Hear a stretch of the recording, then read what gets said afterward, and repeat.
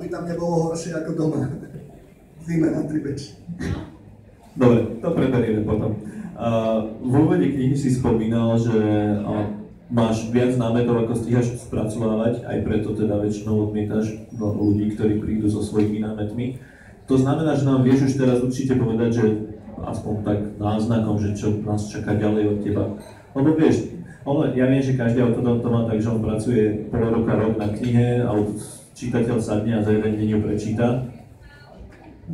Takže ja už ju mám prečítanú, takže na čo, keď bude ďalšie. Áno, to sú presne tie otázky, ktoré zvyknú najviac tak ako iritovať, slušne povedané, autora. Už včera som dostal, vlastne rovno, keď som dal, že už vyšla tá trhlina, tak myslím, že prvý komentár tam bol, a kedy bude Čierna hra 2? Kedy? Tak Čierna hra 2, na tom teraz robím, ale neviem, kedy bude, lebo bude to trochu rozsiahlejšie ako tie doterajšie knihy. Dosť tak teraz tým zápasím, že on sa ukazuje, že čím je naozaj ten príbeh košakejší, tak môže byť aj silnejší, lebo tam vyústiujú viaceré tie dejové línie do rôznych veľmi zaujímavých situácií, ale je to náročné to udržať, že vlastne už teraz to má rozsah približne 2,5 mojich bežných kníh. Ale už to ako finišujem, len už to finišujem zhruba od júna, takže neviem teda, kedy to dokončím, ale chcel by som dorozprávať ešte ten príbeh z tej Čiernej hry, tých 90. rokov a tej skupinky tých hrdinov, ktorí sú tam, alebo skôr antihrdinov, lebo tá jednotka skončila v 1995 a chcel by som to potiahnuť aspoň teda do konca tých 90. rokov, alebo aspoň do 98. do tých volieb, kde sa to ako zmenilo, to smerovanie celé, čiastočne. Tak na tomto teraz robím a dúfam, že budúci rok by to mohlo byť. Takže keby si mal pocit, že ti to ide pomaly, tak si spomeň na Hry o tróny. Áno, to je, len tam zaznamenal som tam jeden drobný rozdiel, že vlastne tie Hry o tróny, keď to vyjde, tak zarobí to niekoľko desiatok miliónov dolárov a ja teda tam ešte nie som. Rozumiem. Musíš si nájsť dobrú menu, vieš, že sú také meny, na ktoré keď to predátaš, tak sú to milióny. Dokonca aj nejaké také doláre existujú, niekde v Ázii sú nejaké, neviem aké doláre, ktoré sú strašne, teraz neviem, tuším aj hongkonský dolár, alebo niekedy bol, alebo... Ten bol, neviem, že či im ho nechali popraviť. Ale sú také meny určite. Vy tu máte veľa dobrých nápadov v tom Martinuse. Pokojne sa zastav, akože fakt, nie je problém. Poprosíme Ikar, nech ti najbližšie vyplatí peniaze nejakých hongkonských dolároch. A bude to v miliónoch, takže potom si to dám všade v tých rozhovoroch a na tie plagáty to budem používať, že aké sú tržby. Dobre. Ďakujem za veľa dobrých rád aj návrhov ohľadom toho Tribeču. Neviem teda tých ľudí, či sme nejako pobavili, lebo ale sedia zatiaľ, pozerajú sa.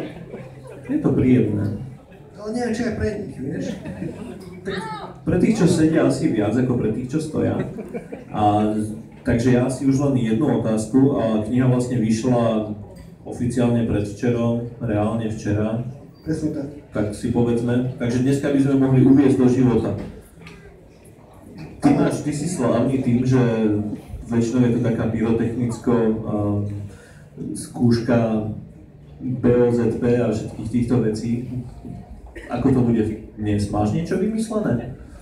Ja som na tým rozmýšľal, lebo presne toto mi ľudia hovoria viacerí, že ty vždy takú srandu tam spravíš, alebo že ty vždy tú knihu tak rozsekáš a to je... A čítal si nejakú sa chodia pozrieť vlastne na to vystúpenie ako, že takéto eskamoterské vystúpenie, že ako ju teraz rozrežem tú knihu alebo ju spálim, ale vlastne mnohých tých ľudí nezaujímajú tie knihy, iba to vystúpenie. Tak som si teraz povedal, že to spravím zase inak, aby som do toho stereotypu nezapadol úplne, že nebude vôbec nič. Čo? To akože nejdeme, ja tu mám zapalovač. Tak je to také slovo dobytky trošku, že zapalovať, že by sme to... Ale pointa bola, ja som myslel, že s tebou prebrali tí ľudia z vydavateľstva, že teda bude naozaj iba diskusia tento raz a nebudeme robiť žiadne takéto kúsky a naozaj, že proste nebudeme, že budeme si to šetriť, aby to bolo trochu prekvapenie aj pre ľudí, že niekedy prídu a nič, iba kniha, a niekedy prídu a bude aj nejaká zábava. Takže teraz nič. Proste budeme tak vieť, že taký je život. Ale oni stále si myslia, že a predsa niečo bude a ty si to asi tiež myslíš, ale... No jedine tým zapalovačom a pre mňa za mňa, no tak môžeme spáliť, ale... to tu chytí, že aby som to tu nepokúšal. No, akože uznávam, že my máme toto celkom zakázané, tie zapalovače. To je celkom prezieravé, by som povedal. Pri pohľade na to množstvo papiera na strope je celkom prezieravé, že tu nezakladáte ohníky. Dobre, tak sa teda dohodneme, že žiadne ohníky zakladať nebudeme, ale čo by to bolo za prekvapenie, ktoré prekvapí týchto 150 ľudí a neprekvapí teba? No. Otočme to, prekvapme radšej teba. Sa to uberá trošku zlým smerom, ale dobre. Tak, takže predsa len máme nejaké prekvapenie. Dovolím, aby som pozval na pódium Petra, ktorý... Pekný večer vám, aj vám všetkým. Dobrý večer. Dobrý večer. Jozef. Jozef, výborne. Jozef, takže neviem, že či viete, o čom to bude? Nie, absolútne netušíte. Výborne. Postavte sa, teraz ja vás budem trošku potrebovať, ja som takú obálečku, tá není pre vás, hej. A obálečku, bude to určitý druh vystúpenia, ja neviem hovoriť, o čom to bude. Ja som počúval tú vašu debatu a vy ste hovorili o rôznych zmiznutiach a takých tých až neuveriteľných veciach. Vy už ste uvažovali niekedy o tom, že by ste zmizli? Ako myslíte zo Slovenska? No tak to trošku napadne sem tam, keď pozerá správy večer, ale zatiaľ nie je tak úplne vážne. Výborne, pretože mňa sem zavolali ako kúzelníka a povedali mi, že niečo predveď. Áno, ja som kúzelník. Že niečo predveď.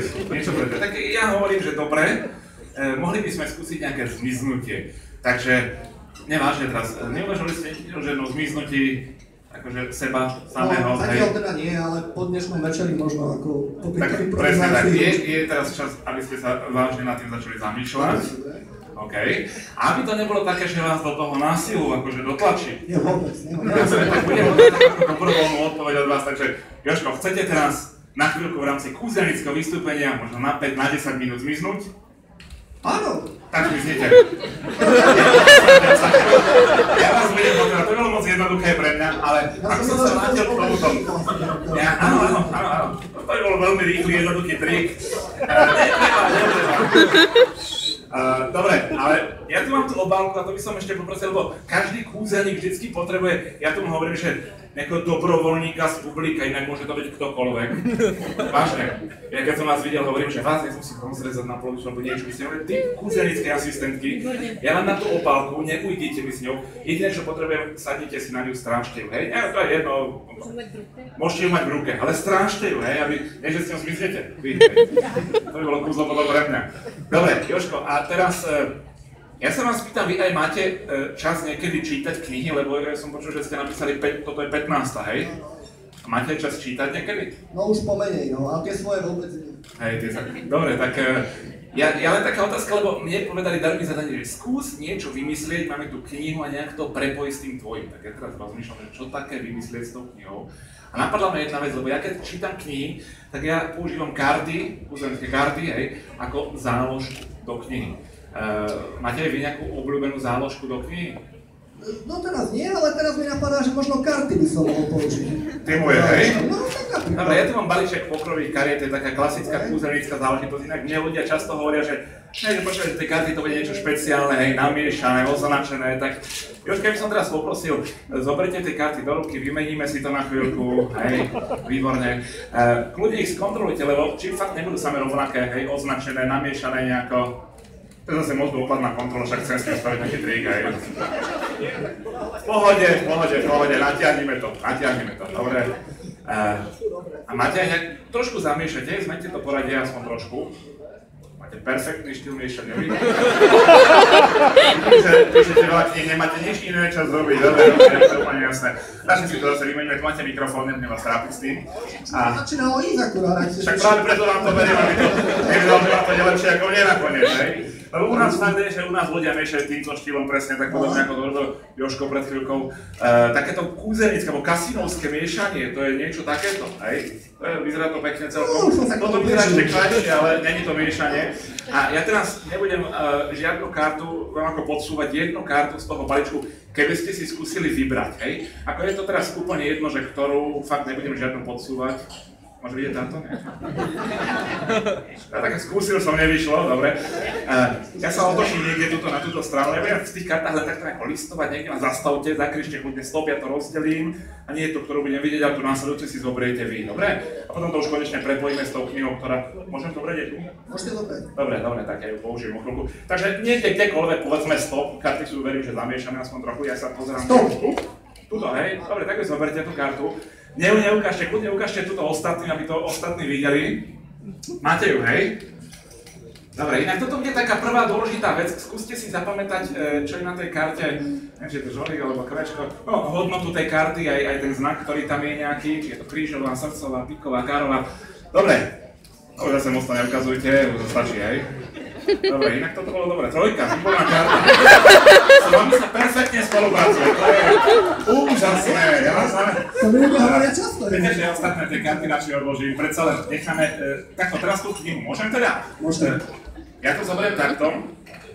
Ja to aj odpalím, hej. Mi sa bez toho lepšie. Aj keď čítam bez toho tej knihy, ale ja to zničím. A teraz, tak máme prvú vec, trojka srdcová. To bol zámer vybrať si trojku, alebo to je ako úplne náhoda? Ja som povedal stop, ako ste mi povedali. Dobre. Ja to používam presne takto, to niekde pichne, mám z toho takú záložku z tej karty. A ja teraz budem takto listovať v tej karte, hej. A skúsite ma na niektorej strane zastaviť, presne ako v tých kartách to bolo, tak ja budem takto listovať a niekde zakričte zase stop. Je to na vás, kde chcete. Stop! Tu? Tuto, hej? Dobre, ja tam stačím tú kartu. A teraz schválne, že ako dobre poznáte vlastnú knihu. Takto, spýtam sa, viete, koľko má tá strán knih? A môže byť akúzaník a môže byť rôzne, aj to. Okolo 360 strán to má. Schválne, toto neviem ani ja tento údaj, ale tak pozriem sa. Okolo. 364 je posledná číslovaná strana. Dobre, a teraz, Jožko, ja vám to takto ukážem. My sme to niekde zasunuli, tú záložku, kde ste povedali. Čo myslíte, koľka táto asi je strana? Toto? Aha. Tak to môže byť taká 293. strana. OK, tak teraz, aký máte odhad? Jediné, čo od vás teraz budem potrebovať, ja to otvorím, tam, kde je to záložka. Zapamätajte si číslo strany, nepovedzte to nahlas, hej. Kartu už som spoznal skôr, ako som chcel, takže aspoň tú stranu nechajte si pre seba. A úplne na spodnom riadku, vlastne nad tými číslami strán, na spodnom riadku každá veta nejak začína, alebo každý riadok začína, tak prvé slovo v poslednom riadku, hej, nad tým číslom strany. Je to jasné, hej? Číslo strany a to slovo, ktoré by tam dúfam malo byť napísané. Môžeme? Ja to povedal. Ja to ukážem aj tuto potom niekomu z divákov, aby to nebolo také, že sme sa nejako že dohodli alebo čo. Máme? Áno. Číslo strany, skúste aj vy. Vidíte tam číslo strany, hej, a nejaké slovo je tam tiež, hej, skúste aj vy číslo strany, máme? Dobre, máme, OK. Ja to teraz vyberiem vám. Máte to stále v hlave? No, to zabudol. Kartu si ešte pamätáte, že ktorá karta je tu, hej, trojka srdcová, to už viem aj ja. Stranu, tú knihu dám teraz vám do ruky. Veľmi podobne ako strážime obálku, tak strážte tú knihu. Dobre. A teraz ja som si vymyslel taký vlastný príbeh, ktorý možno bude znieť trošku neuveriteľne, možno si poviete, že je to hlúposť, ale nakoniec možno vás to aj prekvapí. Tak skúste si predstaviť teraz jednu vec. Ja sa postavím asi tak 3 metre od vás, držte pevne tú knihu. Kľudne pozerajte na mňa, hej? A ja vám poviem taký veľmi kratučký príbeh. Ja stojím tu. Aj napriek tomu, že stojím tu a vy ste 3 metre od vás, bez toho, aby som sa k vám priblížil, vytrhneme stranu, na ktorú teraz vymyslíte. Vytrhnem ju z tej knihy. Napíšem fixkou na tú stranu to slovo, na ktoré myslíte. A z druhej strany tej strany tam napíšem tú kartu ktorú ste si vybrali, to už viem teraz, že je to trojka srdcová, takže to mám o niečo jednoduchšie. A to celé zoberiem a vložím do tej obálky, ktorú stránky túto pani. Áno. A to je o to. A nech sa páči. To je taký veľmi jednoduchý, zaujímavý príbeh, ale ono tie príbehy, tie predstavy sa niekedy skutočne menia v skutočnosť. Takže Jožko, ja vám zase teraz podržím ten mikrofón, knihu máte v ruke, takže ktorú stranu ste si zapamätali? 164, dobre. 164, takže otvorite prosím vás teraz tú knihu na strane 164. Dobre. Prečítajte to slovo.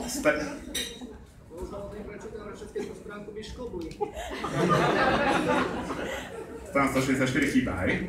No, tak zatiaľ sme presne tam, ako ideme podľa toho, čo som povedal. Nech sa páči, mikrofóny vrátim. Čiže chýba 164, aj napriek tomu, že pred chvíľkou ste si ju pamätali. OK, zatiaľ je to v pohode. Vy máte tú obálku, môžete ju otvoriť, inak keby sa to ťažko, je to taká bezpečnostná obálka, tu je svoje nožnice, keby to nešlo, kľudne ich použite. Dobre, tak je tu vytrhnutá strana, áno, 164, chýba, výborne. Dobre, a teraz vyberte z tej obálky ten obsah. Áno, je tam jedna strana, inak je to strana 164, je tam trojka srdcová, postaviť, ja som vedel, že si to vyberete, výborne. A to slovo je aké? Pomedzi, ja som to tam napísal. Ak si myslíte, že to je nejaká iná strana z nejakej inej knihy, nie, mala by to byť skutočne strana z tejto knihy, takže ideme skúsiť, či to pasuje, je to. Hej, sedí to úplne presne. Dobre, takže Jožko, ja vám tú knihu venujem, ste si nemysleli, že to je nejaká špeciálne upravená pre moje potreby. Konečne môžem venovať vašu vlastnú knihu, vám verím, že som prvý. Odíďte si zoberiem na špatnosti.